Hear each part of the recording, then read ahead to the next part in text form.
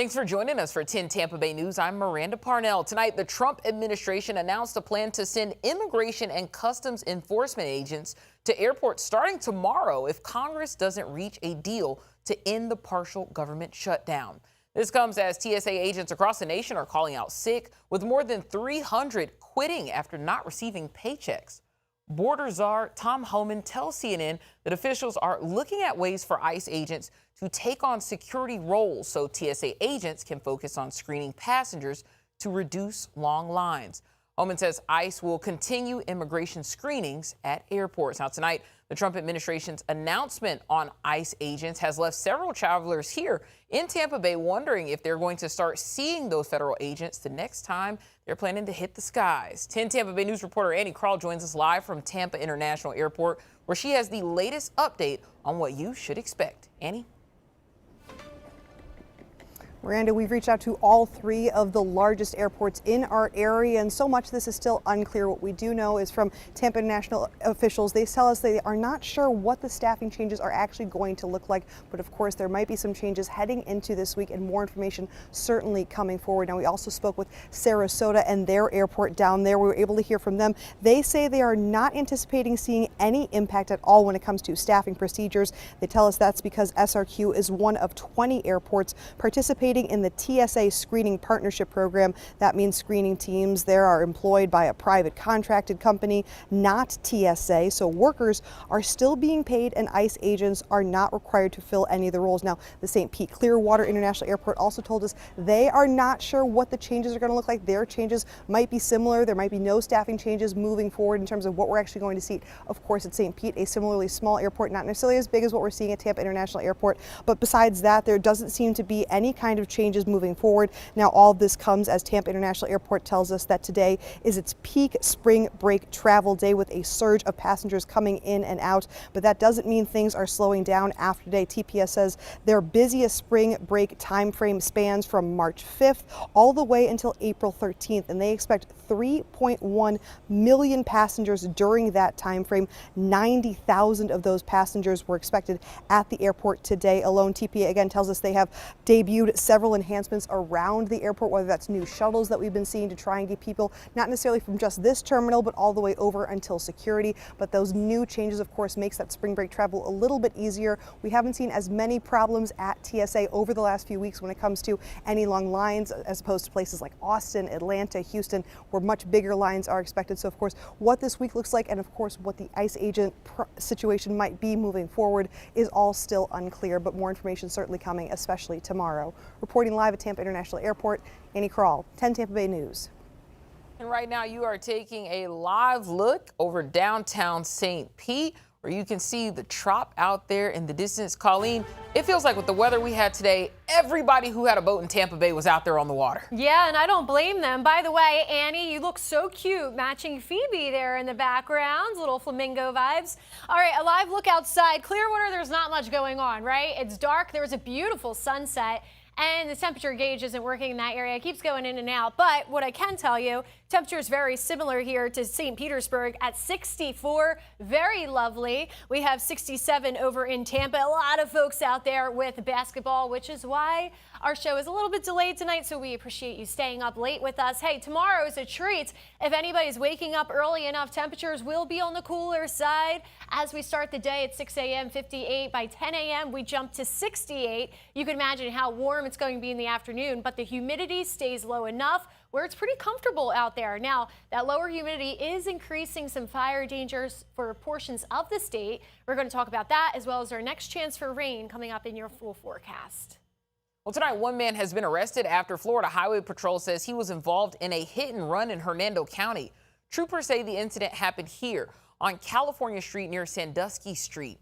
Now, that's where troopers say Dennis Donald Johnson lost control of his truck and hit another car that had just pulled into a driveway. They say Johnson drove away from the driveway before hitting a metal handrail at a public bus stop and driving into a ditch. He tried to drive away again, but was stuck. Troopers say they noticed white residue around Johnson's mouth and signs of impairment. When they checked his truck, they found 2 cans of electronics duster, one empty with saliva around the opening. Tonight, Johnson is facing hit and run and DUI charges. Right now, the Hillsborough County Sheriff's Office is investigating a deadly Plant City shooting. The shooting happened around 4 a.m. this morning at the intersection of the westbound I-4 entrance ramp and Branch Forbes Road. Now, you can see that area here on this map. This is video from this morning as traffic was blocked off during the investigation. Deputies say they found a man at the intersection who had been shot multiple times in the upper body. He died at the scene. Detectives are asking anyone with information to call the Hillsborough County Sheriff's Office. Also in Plant City, Florida Highway Patrol says they pulled over a man after getting several calls from drivers on I-4 reporting a truck with missiles mounted on its back. Troopers say they later determined that the alleged missiles were plastic devices used for shows and events. Troopers said there was no threat to safety and suggested the driver transport them in a less threatening way. The controversial Alligator Alcatraz Immigrant Detention Center deep in the Everglades is drawing weekly protests from all across the state. Tonight, a group from Pinellas County made the 3-hour trek to express their concerns with the conditions inside. 10 Tampa Bay News reporter Andy Payton has their message and the state's response. Hi, how's it going? Whoever said Sundays are for rest Dan, thank you so much. Yeah, you signed up just the other day. I'm so glad you're here. hasn't met Courtney Prokopis, So I wear a few different hats. who today is with the St. Pete League of Women Voters, I wear buttons, I wear hats. spending this Sunday, You know, we go at 12. Maybe we can hold for like 2 minutes. Yeah. for the most part, on a coach bus, driving over 6 hours total across Florida, along with 55 others, to protest the state's immigration enforcement at the South Florida detention facility, more commonly known as Alligator Alcatraz. My discomfort is a drop in the ocean to the discomfort that they are feeling. It's a trip 3 other organizations from various parts of the state are making today as well, holding an immigrant justice vigil directly outside the facility that has received immense criticism for its alleged inhumane conditions, ranging from inadequate sanitation to extreme heat and overcrowding. It's brutal. It's brutal. What's happening is brutal. And we can't turn a blind eye. State officials say they aren't turning a blind eye, and that the center meets all federal detention standards. This facility and what we are doing at the state and the national level should be a deterrent to make sure that illegals do not continue crossing over the border. Jason Whitlock, Emily Smith. A mission these travelers can't get behind. I really hope the state gets rid of this facility. And will happily spend as many Sundays fighting on this bus as it takes. There are more of us than there are of them, and we need to keep the pressure. We also reached out to the Florida Division of Emergency Management, who manages Alligator Alcatraz, for comment, but they did not get back to us. These local activist groups also host a local vigil every Sunday from 4 to 5 for immigrant justice at the Pinellas County Justice Center. Reporting here in Pinellas County, Andy Payton, 10 Tampa Bay News. Well, tonight, dozens of people filled the historic Kenwood neighborhood for the 9th annual Tour of the Arts event. 26 artists opened their homes and studios for the tour, allowing attendees to browse and collect some of the best local art and chat one-on-one with creators. The tour featured ceramics, sculptures, fine art, and live demos revealing details of the artist's creative process. One of the best things about today is being able to explain how the process works and let people know, young people know especially, that you can make a living in art and that there is a space in between art and business. Coordinators say the Tour of the Arts helps to promote artists in the Tampa Bay area. And now that this event has ended, they are already planning the one for next year. Well, tonight, 2 fierce matchups at Benchmark International Arena in 3 minutes. The impact from today's game and the excitement surrounding the competition.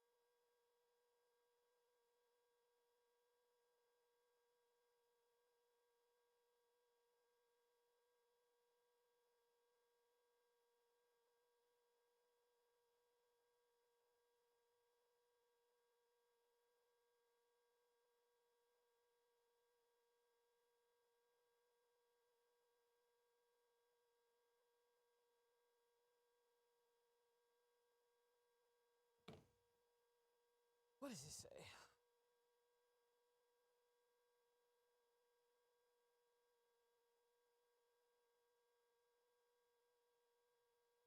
The game is still on?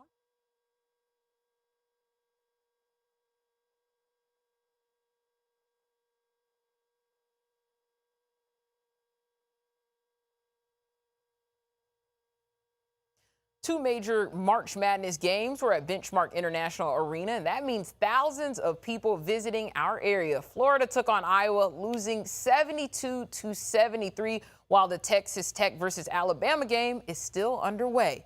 10 Tampa Bay News reporter Annie Crawl heard from fans about how they're cheering for a W, while also recognizing this is a win for the local economy. Go Gators! When it comes to seeing downtown Tampa covered in blue and orange for a March Madness game practically in your Florida backyard, It's something that I'll never get back. It's cool. It's just a lot of fun to see all the fans. I mean, I think we're all pretty hyped. We have a good team this year. Being a #1 seed's awesome.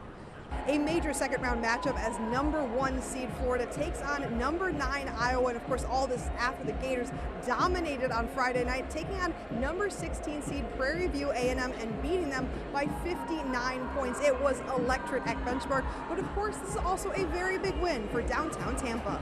We're going to be eating dinner, drinking, and celebrating and just enjoying all of this. Even away from home turf, Sometimes people aren't Florida fans, they'll be the other team's fans. So we will try to recruit. Anybody with a yellow shirt is susceptible of becoming an Iowa fan. Iowa fans like the Frost family, who now call Florida home, recognize what this game really means. This is a big win for Tampa. It just kind of shows and highlights what an awesome city this is. It's growing and why people should come and visit. We just love downtown Tampa. We are so glad we moved here. We could have moved anywhere when we retired and we moved to Tampa. This happening during a jam-packed sports weekend thanks to the Valspar Golf Tournament the last few days. When you're at one venue versus another, everybody's talking about it, right? So you have like the Valspar playing on TVs down here at Benchmark. At the Valspar, people are wearing their Gator gear talking about going to the game. So all of it being in the same weekend has really been excellent. Annie Crawl, 10 Tampa Bay News. And 10 Tampa Bay sports anchor David Shealy will have both games highlights coming up for you a little bit later in sports. Now, right now, we are giving you that upper view of Benchmark International Arena where those fans are clearing out after those March Madness games. But Colleen, the weather, I mean, you can't be mad at that. I know it's March Madness, but you can't be mad at that. Just beautiful days. No madness here. Yeah, March is being very kind to us. Yes. We got a little bit of rain. The month started out great. And here we are, you know, just soaking it all in. So it does feel like spring. Spring has sprung. Yes, it has. We love it. All right, so we have some westerly winds today. So if you were out by the beaches, it really felt extra beautiful because those westerly winds blowing over the Gulf waters really makes it feel refreshing out there. Now, that's not so good for fire danger. There was a red flag warning, not for our area. Actually, it was for north central and northeast Florida, and it makes sense, right? We have plenty of dry fuel to work with, plus the dew points, the humidity's low, and that westerly wind, basically, if a fire did start, it would spread with those winds pushing it toward the east with those westerly winds. As we extend the picture here, we are nice and dry. We have this front that's producing some stormy weather up to the north there around portions of Ohio. We see some severe thunderstorm warnings highlighted in that yellow box just outside of Kentucky, actually. And high pressure is in control here, so we don't have to worry about that at home. We do have rain chances on the way, but it's not really coming until Tuesday. So we still have another day of sunshine. Wednesday, too, some of that rain will push off toward the east there. So here's the setup. High pressure still in control for about another day. Then we could basically have this backdoor system that's entering into the area. You saw that low drop in here. So this is Tuesday going into Wednesday. So most of the rain will be up to the north and north of I-4. And then for Wednesday, we kind of have it on the eastern coast, not Easter, because we have that area of low pressure. I guess I'm not excited for the holiday, right? Forecast rainfall, we have traceable amounts from this upcoming rain Tuesday and Wednesday. Again, we're talking about 20% chance or less. But if we could get any raindrop in the bucket, we'll take it, right? We're still sitting very dry in our dry season. Rainy season can't get here fast enough. We don't want that fire danger. Again, that blue contour indicating that most of the heavier rain or Consistent rain will be out to the east there for those 2 days, but we could have some measurable amounts out there, especially for interior locations and up to the north of I-4 as that system drops down. Now, humidity will also be on the rise for the next couple of days. It will start to feel a little bit stickier Tuesday and Wednesday with that added moisture in the air. Once that system pulls out of here, we will have a slight little dip in those dew points, and then they start to rise right back up as we go into next weekend. It's not terrible. It's not summertime weather by any means. It's actually pretty appropriate for how we should feel for this time of the year. 60 degrees, that's a normal temperature for March here in Florida and Tampa Bay. So yeah, we'll take it. Comfortable, clear sky, nice light winds, and moving into tomorrow, we'll warm up to 82. Hopefully you can get out and about. Hey, I'll be at the spring training game, the Phils versus the Rays. So hopefully you'll see me there. And if you do, say hi. I love to meet everybody. All right, so 7-day forecast here. Looking at the next couple of days, we have temperatures that will continue to be warm. By the way, that's a rain chance for Tuesday and Wednesday, not Thursday. We also have a rain chance on Sunday, but otherwise temperatures remain in the low to mid 80s for the next couple of days. Well, South Florida is looking for a new head basketball coach once again. Coming up, what Brian Hodson had to say about his decision to leave USF after only one season.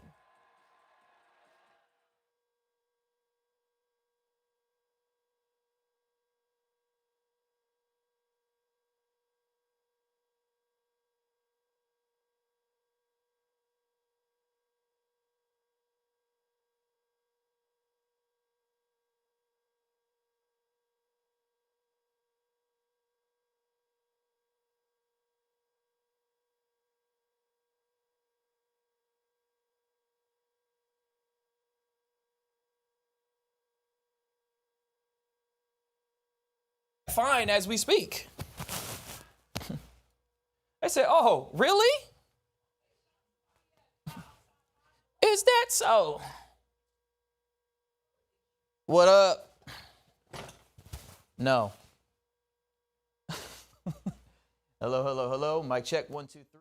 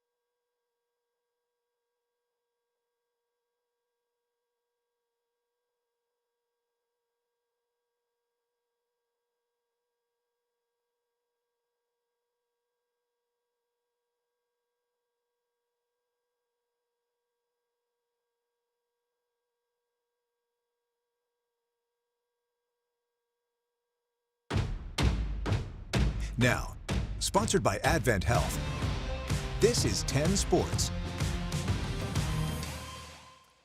The Gators are eliminated.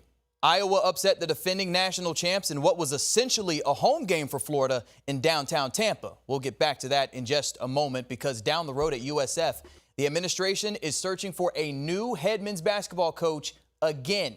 After one season, Brian Hodgson is moving on from South Florida after taking the head coaching job at Providence. Hodgson's short time at USF was certainly impactful. He led the Bulls to their most successful season in program history. For the first time ever, USF swept the American regular season and tournament championships. That earned the Bulls their first NCAA tournament bid since 2012. Hodgson also received American Conference Coach of the Year honors. In a statement, he said, "Deciding to leave is not easy. This place, these people, and this program mean a great deal to me. My hope is that we left it better than we found it, and that we delivered on the vision we shared and laid a foundation that will continue to grow." USF CEO of Athletics Rob Higgins posted to X saying in part, "Rest assured, we did everything within reason to try and retain Coach for the long term.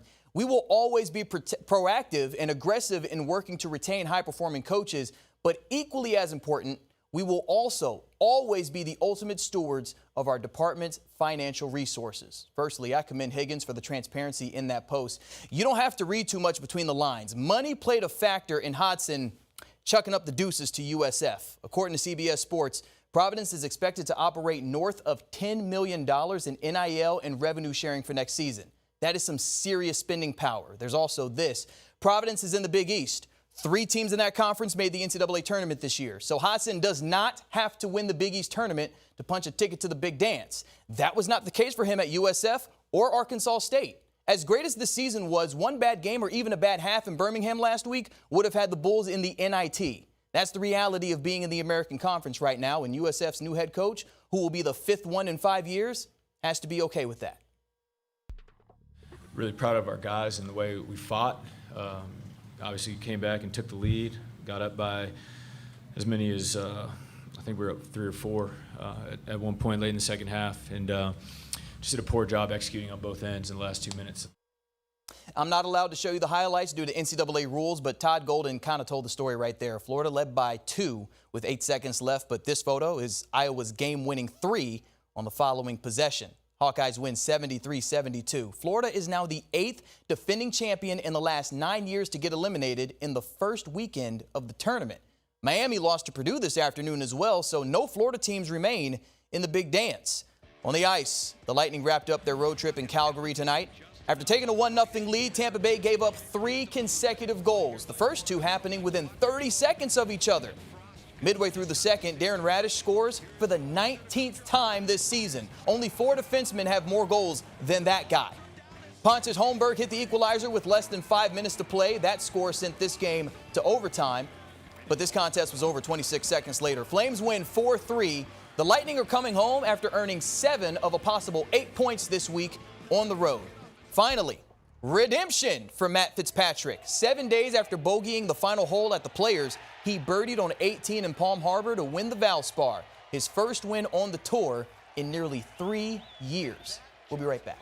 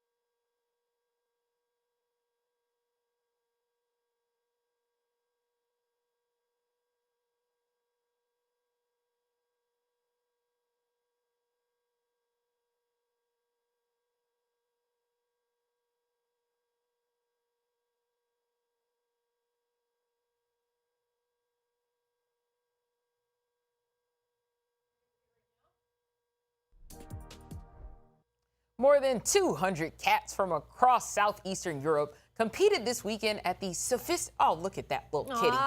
The Sophisticat Feline Expo. I'm voting for that first cat. Sophisticat. This was in Romania.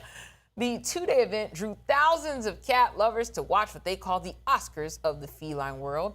As well as checking out the competing cats, attendees browsed feline-related merchandise that included everything from keychains and trinkets to food, hygiene. Now that cat's not happy to be there. Look at this one, though. That looks like Lola. Turn around. I like that one. I hope that cat won. It could also get clothing and bags. How do you get that one cat, though? That's what the people want. All right. I don't know about this one. Over in Detroit, crowds gathered for the annual Marche du Nain Rouge parade. Okay. I don't know if that's right. Y'all know I'm from South Carolina. It's a festival to banish the red dwarf. I don't know about that, Detroit. According to Detroit legend, Antoine Cadillac, the founder of Detroit, beat the red dwarf with a cane after a gypsy warned him the dwarf would harass him. What? Okay. The dwarf cursed the city, so once a year the residents dress up in costumes and march the streets and make loud noises to scare off the demon. We don't like that story. We rebuke it. Detroit, shout out to y'all, but we don't know about all that. Rebuke it. Y'all have a good night.